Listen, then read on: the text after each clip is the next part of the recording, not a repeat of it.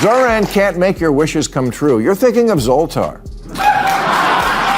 Democrats must recognize that Zohran Mamdani, room with roommates, capitalism isn't for you. People will reject any economic system where there's strange hair on moderates. This isn't rocket science. All the left-leaning think tanks have done autopsies on 2020. Invent this wheel, you're in for a rude awakening. Zohran can't make your wishes come true. You're thinking of Zoltar. Gen Z thinks socialism's wired and capitalism's tired and billionaires are what's for. It began with a joke, quick, sharp, tossed into the air with the kind of playful mischief Bill Maher has mastered over the decades. Zohran can't make your wishes come true, he said, pausing just long enough to let the audience anticipate the punchline. You're thinking of Zoltar. Laughter rippled across the room. It was a clever line, harmless enough on its surface. But beneath that humor, like a magician misdirecting the crowd before the real trick begins, Maher was setting the stage for something far less lighthearted. He wasn't just mocking a name. He was dismantling an entire fantasy, one carefully curated by the modern progressive movement and embodied in his eyes by rising star Zohran Mamdani. The moment was brief, quick enough to pass unnoticed by anyone who wasn't watching closely. But for those who understood Maher's style, it was unmistakable. The smile on his face wasn't just amusement. It was warning. 24, and they all came up with the same message. Move to the center. Maher's point couldn't be clearer. Those is the future of the party. Unfortunately, it's the Republican Party. Get it? And if you missed his victories in last week's mayoral... Because things were about to get uncomfortable for someone. Zohran Mamdani had been celebrated by the left as a new kind of political hero. One who promised sweeping change wrapped in soft-focus rhetoric and social media-friendly idealism. His supporters painted him as the vision of the party's future. Maher, however, saw something different. Something hollow, something reckless, something that would cost Democrats far more than they realized. And on that night, under the lights, in front of a national audience, he was done pretending otherwise. He opened with the big picture. The generational shift where young Americans increasingly embraced socialism with the enthusiasm of someone discovering a new religion. He painted the scene with vivid clarity. Gen Z scrolling past luxury penthouses they'll never afford, working long hours for wages that barely cover the rent on a shoebox apartment, sharing bathrooms with roommates who treat cleaning supplies like rare artifacts. In that world, it wasn't hard to see why capitalism looked broken and socialism looked like a warm, righteous alternative. Election in New York, don't worry, you'll see it in every attack ad for the next 2 years. Bill Maher once again slices through the political fog with the kind of blunt comedic real. Who wouldn't want a system that promised fairness and dignity after a lifetime of precarity? But Maher didn't stop at empathy. He pivoted, as he often does, into the punchline that lands like a brick. People will reject any economic system where there's strange hair on the soap, he deadpanned. The audience laughed again, but it was nervous laughter this time. The kind that arrives when you know the joke isn't really about soap. Maher's point was brutal in its simplicity.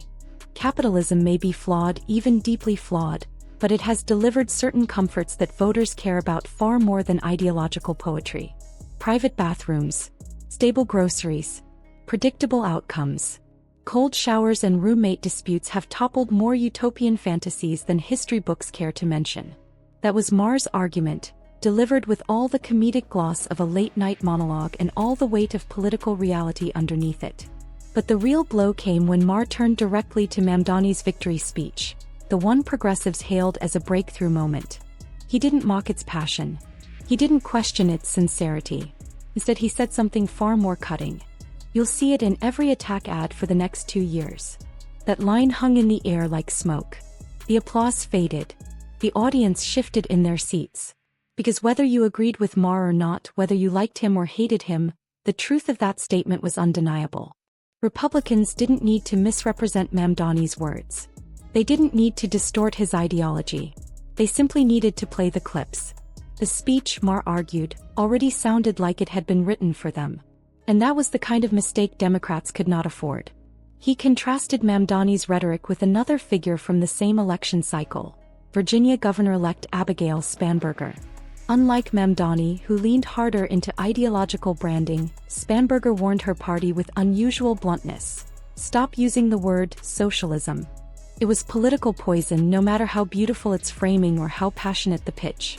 She argued that the path to victory wasn't in doubling down on revolutionary aesthetics, but in speaking to voters where they actually lived, in a political landscape where persuasion still mattered. Maher didn't need to raise his voice to make his point. He simply laid out the evidence like an exhausted teacher explaining the same lesson for the 15th time. In 2020, 13 Democrats won in districts that Donald Trump also won. Every single one of them was a moderate. Not one socialist. Not one democratic socialist. Not one candidate who embraced the revolutionary branding Mamdani treated as a badge of honor. These weren't theoretical models. They were real results, real numbers, real races that flipped states and shaped policy. These moderates didn't win because they dazzled with poetic promises or calls for systemic transformation. They won because they spoke plainly and practically to voters dealing with real frustrations. They won because they weren't trying to reinvent the wheel. They were simply trying to patch the tire. And in the middle of all this, Maher delivered what might have been the most devastating line of the night. This isn't rocket science. No comedic flourish. No dramatic pause. Just the exhaustion of someone watching a political movement walk into the same wall again and again, then act confused about the bruise.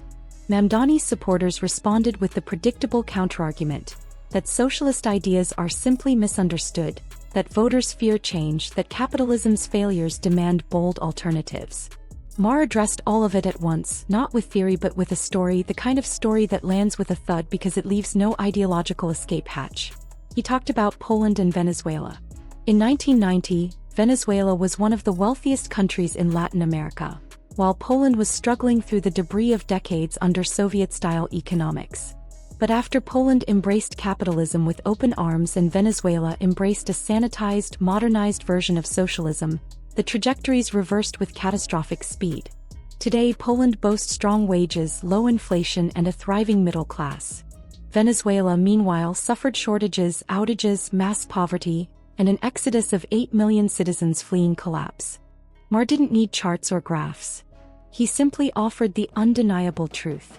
"You think New York can somehow reinvent this wheel?" he asked, and the rhetorical sting hit harder than a shout. But the takedown wasn't finished, not even close. He pivoted to Bernie Sanders, the man who had long championed single-payer healthcare as the shining emblem of democratic socialism. Maher didn't attack Sanders personally. He simply pointed out that when Vermont, one of the bluest states in the nation, tried to implement a single-payer system for a population of barely 600,000, it collapsed instantly. Not because the idea was evil but because the math didn't work. The dream couldn't survive contact with reality. It was the perfect metaphor for the entire socialist project. Maher compared it to a dating profile. Beautiful photos, inspiring slogans, everything looking perfect until the moment you show up and discover the apartment is freezing, the lights flicker, and the modern minimalist aesthetic is really just the absence of furniture.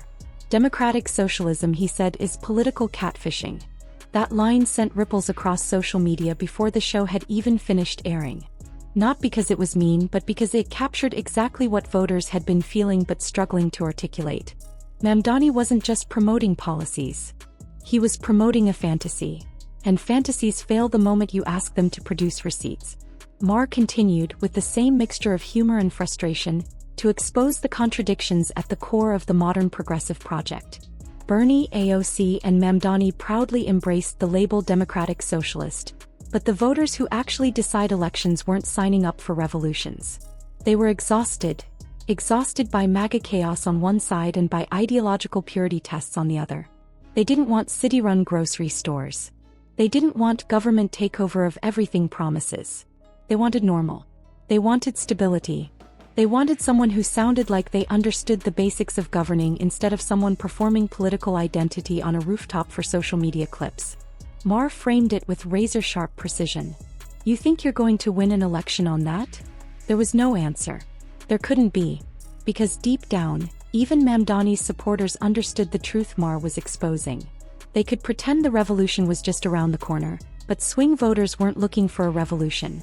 They were looking for a functioning grocery store, a manageable electric bill, and a sense that their leaders were rooted in the real world, not in a curated ideological echo chamber. Maher's takedown built slowly, methodically, but with the inevitability of a storm-gathering energy. He mocked the extremes of both parties. Democrats calling for defunding the police, Republicans demanding military presence in the streets. MAGA's crypto-crony capitalism alongside the left's dream of government-run supermarkets. Both visions, he said, were absurd, detached, and unsustainable. Voters weren't confused. They were pleading. Could just one of you act normal? That was the line that crystallized everything. Because beneath the jokes, beneath the theatrics, beneath the punchlines that drew waves of laughter, Maher was articulating something deadly serious.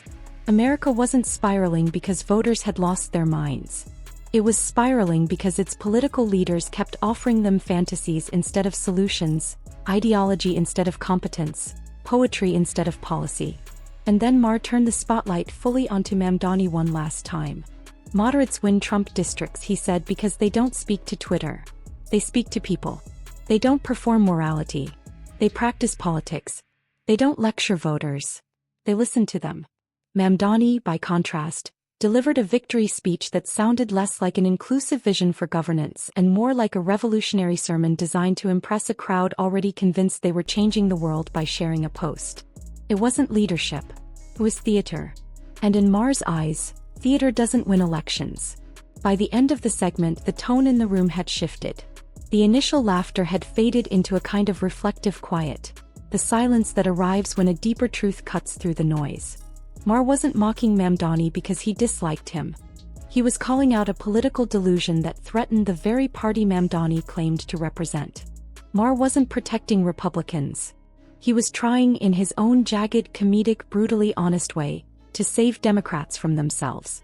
The message was unmistakable. If Democrats embraced Mamdani as their future, the future would belong to Republicans. Not because progressive ideas were evil, but because they were impractical. Not because change wasn't needed, but because fantasy wasn't policy. Not because socialism was scary, but because the American voter, whatever their flaws, could still tell the difference between a dream and a bill that needed pain. Maher ended on a note both humorous and foreboding. He contrasted Mamdani with Chuck Schumer, saying Schumer may not be perfect, but at least he doesn't crumble when faced with Chanel No. 5. It was a joke, but it was also a reminder that politics isn't a stage for aesthetic rebellion. It's a job. It requires steady hands. It requires reality. And it requires leaders who understand that governance is not an Instagram filter you can adjust to hide the cracks. In Maher's view, the progressive wing, for all its passion and poetry, was offering catfishing instead of competence. Beautiful rhetoric that collapsed on contact with the real world. Promises that wilted the moment they encountered payroll, budgets, or the unglamorous work of running cities full of people who depend on things like functioning grocery stores and working water systems. The takedown wasn't cruel. It was clinical. It was a dissection performed live on air. And as the cameras captured it all, the audience understood something they hadn't expected at the start of the segment. This wasn't a feud. This wasn't personal. This was Bill Maher doing what he does best. Cutting through illusions, exposing contradictions, and reminding a political movement drunk on idealism that reality in the end always wins. If you enjoyed this dramatic breakdown, let me know in the comments what moment hit hardest for you. Do you think Maher was right about Mamdani's message hurting the party, or do you see him as the bold future progressives claim he is? I'd love to hear your take. And if you want more deep dive narratives like this one, make sure to like, subscribe, and stay tuned for the next story.